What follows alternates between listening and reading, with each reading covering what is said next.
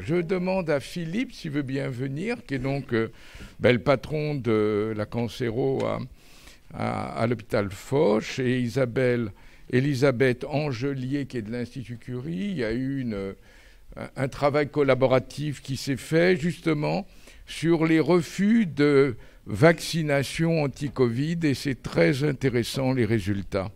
Philippe, tu as la parole. Alors, si possible, un quart d'heure. Alors d'abord, je voudrais remercier ces deux idées, moi, qui me sont chères. Un, on s'adapte et on essaie de faire au mieux. Alors, quelquefois, c'est critiquable, mais j'ai bien aimé les décisions de M. Delfrécy ce matin.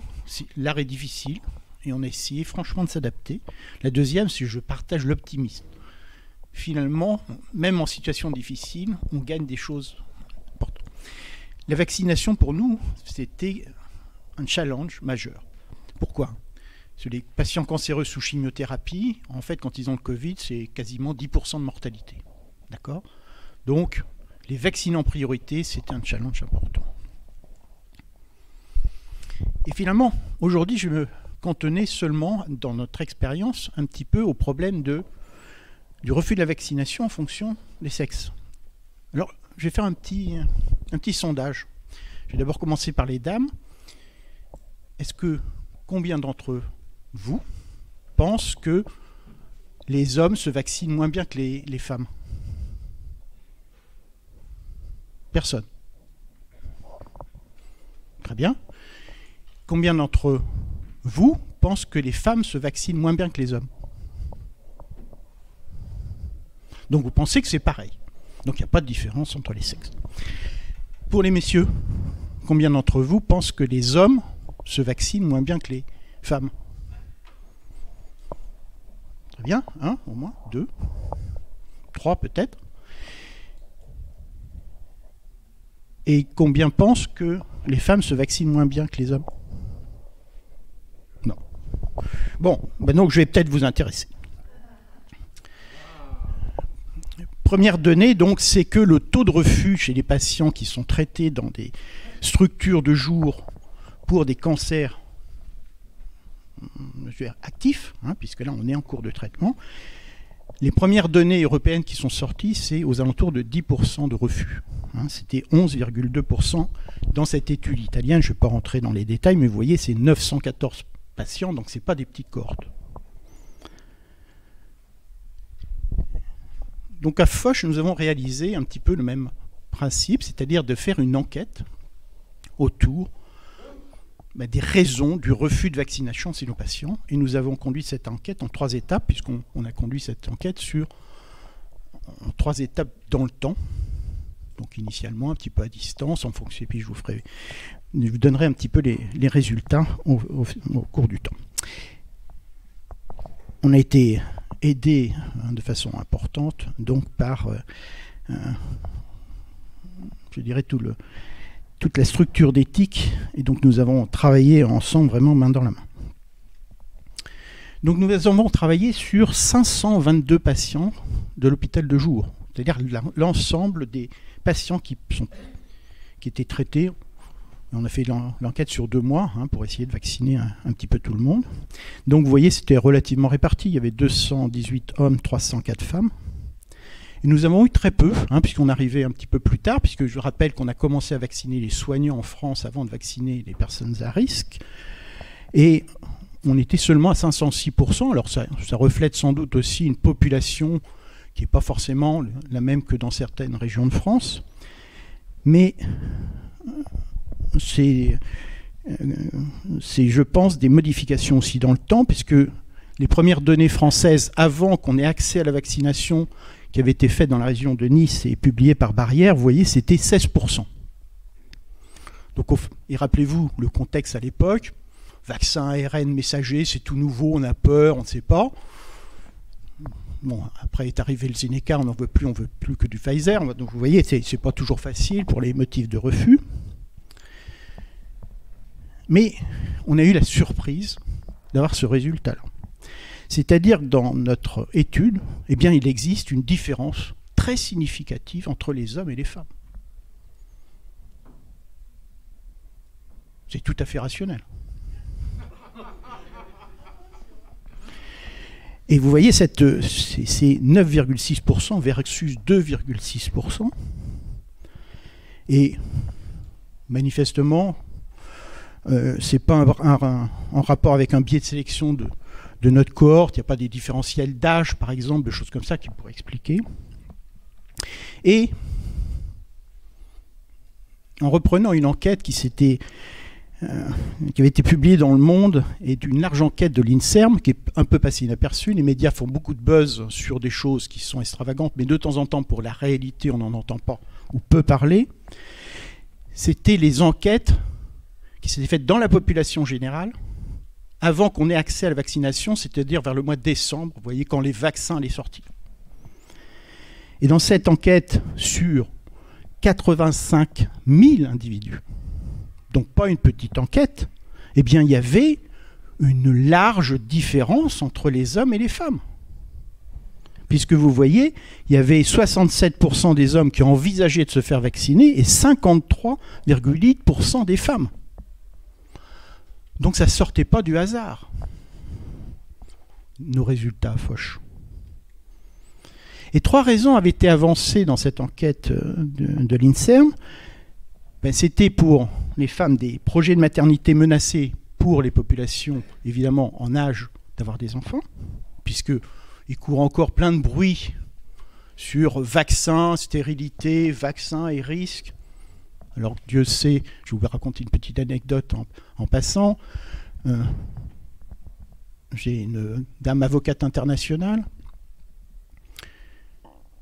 qui n'était pas vaccinée. Pourtant, Dieu sait si elle était à un niveau culturel important. Et je lui dis que j'ai vacciné ma fille, moi, qui était enceinte de 3 mois. Et vous savez ce qu'elle m'a dit? Vous êtes fou, docteur. Voilà. Alors je lui dis que c'était quand même les recommandations internationales. Mais pour une avocate internationale, le droit n'existe plus. Là. C'est ce que l'on pense soi-même. Donc l'interférence avec la vie domestique aussi, c'est-à-dire ça. Et puis, finalement, ce risque médical face à l'innovation technologique est donc un risque à ne pas prendre.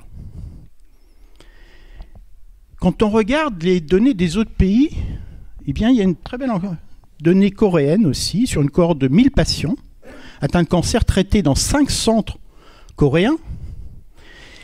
Taux de refus 10%, donc ce qu'on retrouve dans les études italiennes, et le sexe est un facteur très significatif de différence. Vous voyez, à la fois en univarié et à la fois en multivarié.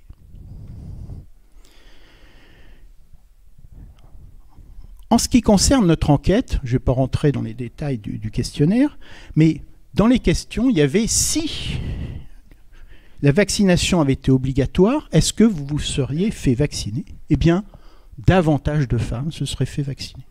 Donc elles ne sont pas anti-vax. Elles ont une appréhension par rapport à cette vaccination. Et même quand elles ont un cancer traité avec un risque de 10% de mortalité.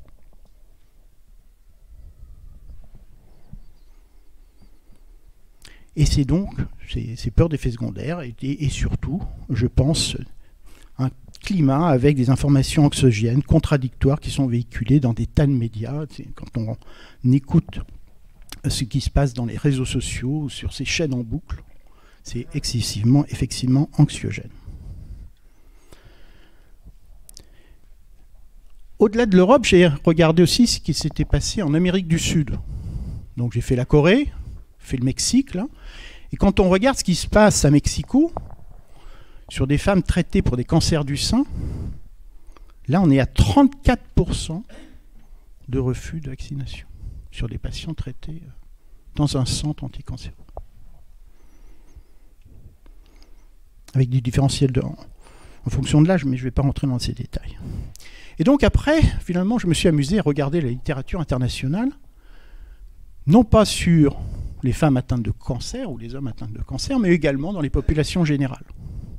Quand vous regardez ça, toutes les données internationales convergent sur le point suivant, c'est-à-dire que les femmes, initialement, en tout cas au début de la pandémie, puisque là on est vraiment vers le mois janvier, février, mars, avril, Eh bien, manifestement, il y a une appréhension des femmes beaucoup plus importante, même si elles sont dans une situation compliquée de traitement. Et je vous ai mis un petit peu des références. Vous voyez, des références françaises, 1942 patients, c'est publié de Lancet Public Health, c'est quand même une bonne revue. Et on trouve une différence très significative. On regarde l'Australie, 2013 participants dans cette étude, résultats identiques aux données françaises. Aux États-Unis, j'ai eu plus de problèmes pour trouver des données sur les femmes, mais je pense qu'en ce moment, avec MeToo, on ne pose pas ce genre de questions. C'est-à-dire c'est un facteur qu'on n'analyse pas. On regarde la couleur de votre peau, on regarde si vous votez. Et vous voyez, on trouve que c'est plus important chez les Noirs américains, on trouve que c'est plus important chez les Hispaniques, on trouve que c'est plus important chez les personnes qui ont des enfants à la maison, les ruraux, les républicains. C'est marrant que quand même le Covid fasse des différences entre votre parti politique. Mais j'ai trouvé qu'une étude là, qui montre une différence significative. Et je n'ai pas vu d'autres études qui analysaient ce facteur. On retrouve la même chose en Italie. 7000 questionnaires, vous voyez, un ordre ratio qui est significatif. Mais on trouve ça dans le monde arabe, à la fois dans 17 pays sur la première enquête, dans l'Arabie Saoudite, donc les purs et durs de la religion, mais également en Israël, quelle que soit votre religion, puisque ça concerne autant les juifs que les arabes, avec des différentiels. Mais vous voyez qu'on retrouve ce cadre-là. Et les japonais, j'ai 3 études. Donc ce n'est pas le fruit du hasard. C'est vraiment le fruit du contexte. Et c'est le fruit du contexte médiatique qu'on a autour de nous, de l'information.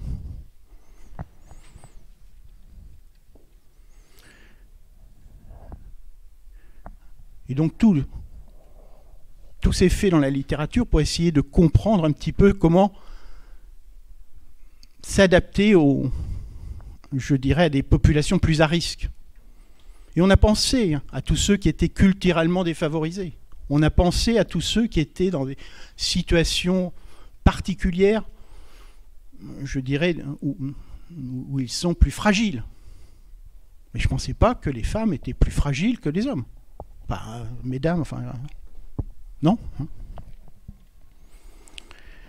Et donc, je pensais même le contraire, c'est ce que j'ai mis. Souvent, les femmes sont plus raisonnables. Souvent, les femmes réfléchissent plus dans des situations. Souvent, les femmes font attention à leurs enfants et à leurs proches. Elles sont dans l'empathie. On va les faire raisonner avec le système qu'on a autour de nous de façon complètement différente. Donc, quand on parle d'attaquer telle ou telle personne qui ont pris telle ou telle décision, il faudrait peut-être aussi regarder ce qui nous entoure. Et ce matin, c'était un peu ce qu'a fait M. Bertsch. Il a dit attention à la peur qu'il y a autour. C'est pas que du culturel, parce que vous voyez que vous soyez dans des cultures asiatiques, que vous soyez dans les cultures du monde arabe, que vous soyez dans les cultures occidentales, vous avez autre chose. Alors c'est vrai que là, je n'ai pas de compétences pour ça, mais je pense que c'est important quand même de souligner cette partie-là. Et je voulais quand même finir un petit peu là-dessus, c'est que j'ai regardé les recommandations récentes du NIH aux États-Unis pour favoriser la vaccination dans les populations hésitantes. Eh bien, il n'y a rien sur les femmes. Non, mais quand on regarde un pays comme les États-Unis qui font des analyses scientifiques de très haut niveau, cette littérature, elle existe, moi je l'ai faite. Elle n'est pas prise en compte. Or, pourtant, je pense que, finalement, encore une fois, je vais rester optimiste, en parlant, par la persuasion, etc. Nous, on n'avait que 29 patients lors du premier tour qui avaient refusé la vaccination. Au deuxième tour, qui était fin juin, début juillet, dans l'interrogatoire, il y avait plus de 19 patients, et il y avait beaucoup de femmes qui s'étaient refait vacciner. Je viens d'avoir les chiffres ce matin parce que mon assistante qui s'occupe de ce protocole ce matin, il n'y en a plus que 11. Alors il reste 2 hommes purs et durs, mais je les connais, je suis un Gaulois, moi je suis contre. Je poserai la question dans n'importe quel sens, ils sont contre. Et il y a 9 femmes quand même. Donc il y a toujours cette différence. Mais néanmoins, c'est quand même une population que l'on peut persuader vraisemblablement, parce que cohérente. Ce ne sont pas des antivax, ce sont pas des... Mais il y a cette appréhension, et aujourd'hui, il y a quand même sans doute un message à délivrer, c'est que avec le temps, avec la persuasion, et aujourd'hui d'être à 2% de population non vaccinée, je crois que c'est un beau challenge. Voilà, je vous remercie.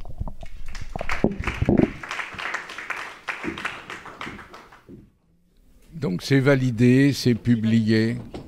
Donc en tout cas, merci Philippe de travailler comme ça et pouvoir faire toutes ces expériences dans ton département. Et on espère que les autres départements nous permettront de faire pareil, tout simplement.